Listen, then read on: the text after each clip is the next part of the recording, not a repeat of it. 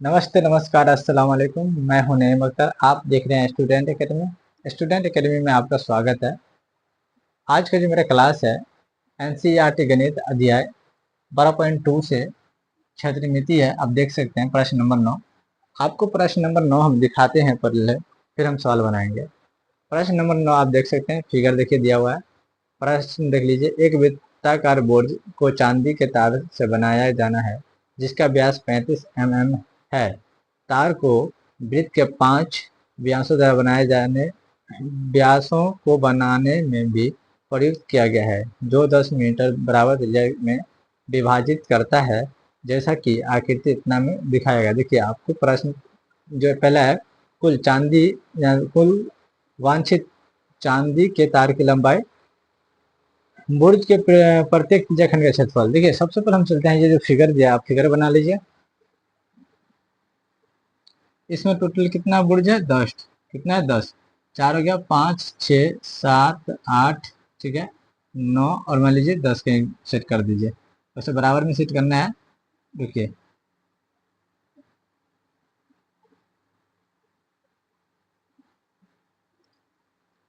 1 2 3 4 5 6 7 8 9, ये 8 9 और ये 10। 2 2 4 2 6 2 8 2 10, ये 10 बुर्ज दिया है। इसका जो व्यास है ना हमारे पास, देखिए व्यास हमारे पास कितना है? व्यास हमारे पास 35 है। तो त्रिज्या कितना हो जाएगा? त्रिज्या हो जाएगा 35/2। देखिए व्यास का है ना, हमेशा व्यास का हमेशा त्रिज्या क्या होता है? आधा होता है, ठीक है। और देखिए टोटल ये लंबाई कितना है, इसमें क्या कह रहा है? तार को वृत्त के 5 व्यासों को बनाने में प्रयुक्त किया गया। देखिए तो व्यास जो है ना, व्यास जो प्रयुक्त किया गया है तार का, व्यास जो प्रयुक्त किया गया है, प्रयुक्त 5 में किया है, इसीलिए हो जाएगा 35 × 5। जब 35 को आप 5 से गुना कीजिएगा ना, तो ये 5 25 का 5 हो जाएगा, बचेगा 2, 5 15 2 17, ये 175। ये कितना आ गया हमको? 175। क्यों? क्योंकि देखिए 35 हमारे पास व्यास है और 5 क्या है हमारे पास? बुर्ज है। तो 5 बुर्ज में क्या करता है? इसको प्रयुक्त करता है। हमें जो सवाल में दिया गया है, जो उससे 10 बराबर त्रिज्या खंडों में विभाजित करता है, जैसा कि आपको आकृति में दिया गया था। तो पहला है, कुल चांदी के तार की लंबाई। देखिए चांदी की जो तार की हम लंबाई जानते हैं, यहाँ पे पहला कर हमको चांदी के तार की लंबाई, चांदी की जो तार की हम लंबाई निकालेंगे, तो सबसे पहले हमको देखिए, मान लीजिए अगर ये चांदी की तार की लंबाई निकालना हमको, ये चांदी की तार का बना हो, तो यहाँ पे जो दिया है दिखा देते हैं आपको। पहला सवाल देखिए, ये पहला सवाल है, कुल चांदी के तार की लंबाई निकालना है। तो सबसे पहले आपको चांदी के तार की लंबाई निकाल लेते हैं, ठीक है। तो इसमें क्या करेंगे हम? सबसे पहले हम क्या करते हैं, त्रिज्या हम कन्फर्म करके 35 हमको दिया है, और वृत्त का परिधि निकाल लेते हैं। वृत्त का परिधि जब निकल जाएगा तो चांदी की तार की लंबाई निकल जाती है। यहाँ पे क्या करते हैं, वृत्त की, सबसे पहले वृत्त की परिधि निकालते हैं। 2πr, तो 2 गुन्ने यहाँ पे हो जाएगा 2 × 22/7 गुन्ने 35/2। देखिए 2 से 2, 7 पंचे 35, इसको गुना कीजिएगा तो 22 गुने यहाँ पर हो जाएगा 5, 5 दूनी 10, 5 दूनी 10, 110। ये क्या निकल के आया हमको? परिधि। अब यहाँ पे हो जाएगा, अब ये निकालते हैं, ठीक है। अब देखिए, अब ये यहाँ निकाल लेते हैं। कुल कुल चांदी है, हाँ, चांदी के तार की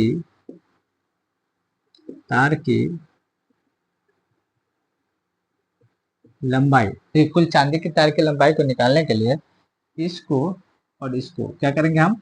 आपस में, इसको क्या करेंगे? आपस में गुना कर देंगे। जब आपस में गुना कीजिएगा, देखिए यहाँ पर जब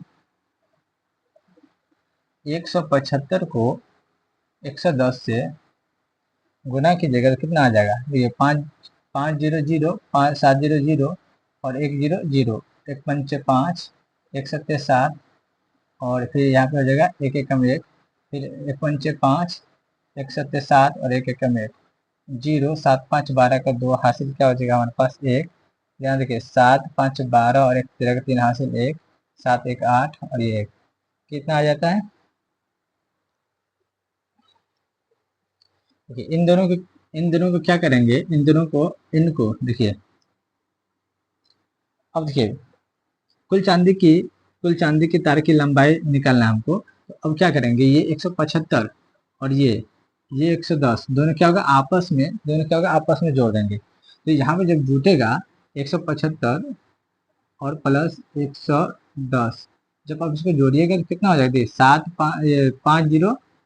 505 क्या हो जाएगा 505 और 7 और एक क्या हो जाएगा यहाँ पे 7 1 8 और ये देखिए 1 और 1 क्या हो जाएगा 2। ये हमारा चांदी के तार की लंबाई निकल गया, चांदी की तार की लंबाई क्या हुआ निकल गया। अब हम क्या करते हैं, दूसरा जो हमारा सवाल करा है, बुर्ज के प्रत्येक त्रिज्याखंड का क्षेत्रफल। देखिए यहाँ पे जो दूसरा सवाल है 9 का दूसरा, देखिए बुर्ज के प्रत्येक त्रिज्याखंड का क्षेत्रफल। तो यहाँ पे क्या हो जाएगा,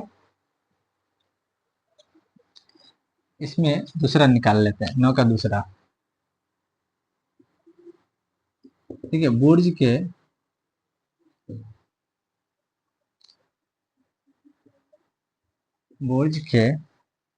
प्रत्येक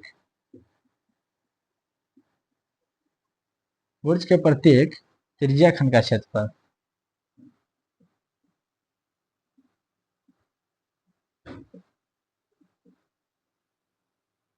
यहाँ क्या हो जाएगा 1/10 गुने वृत्त का क्षेत्रफल, 1/10 गुने वृत्त का क्षेत्रफल होता है पाई आर स्क्वायर, 1/10 गुने पाई का मान कितना होता है, यहाँ पे पाई का मान दिया है, पाई का मान नहीं दिया तो 22/7 ले लेते हैं। देखिए हमारे पास त्रिज्या कितना है 35/2,